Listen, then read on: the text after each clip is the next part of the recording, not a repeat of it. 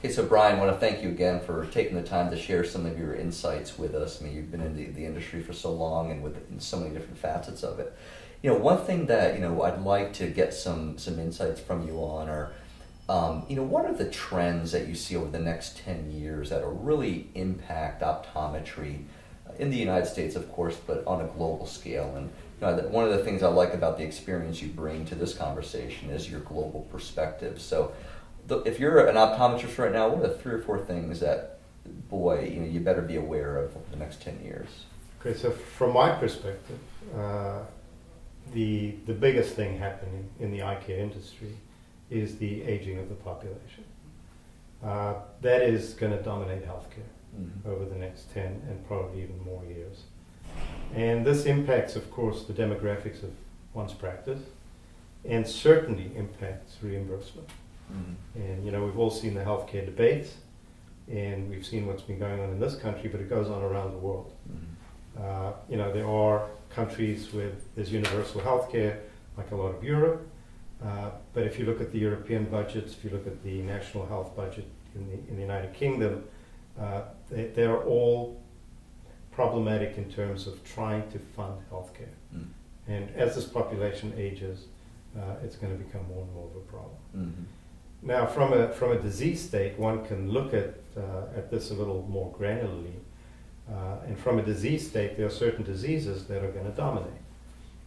As we get older, macular degeneration is going to be more prevalent. You're going to find cataracts are going to be more prevalent. It's already the number 1 surgery that takes place in the United States and Europe. And basically will continue that way over the next 10 years because with an aging population, you're going to see even more cataracts. The other big areas are presbyopia.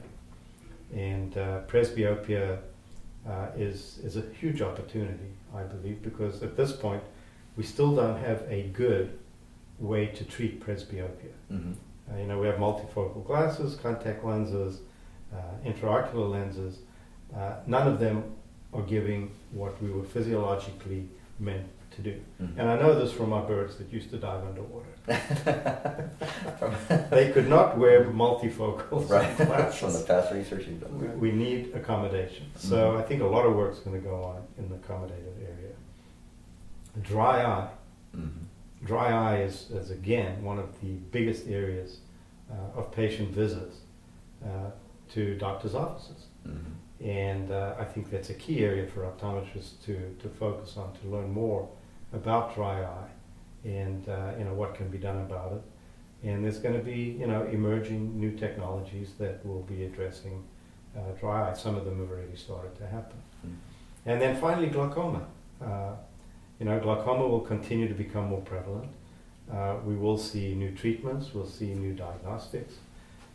And I think this all impacts what is going to impact a person's practice. Now, at the same time, one needs to think about, with all of these treatments occurring, as these new treatments, and I'll talk about a few of them, what is the role of the optometrist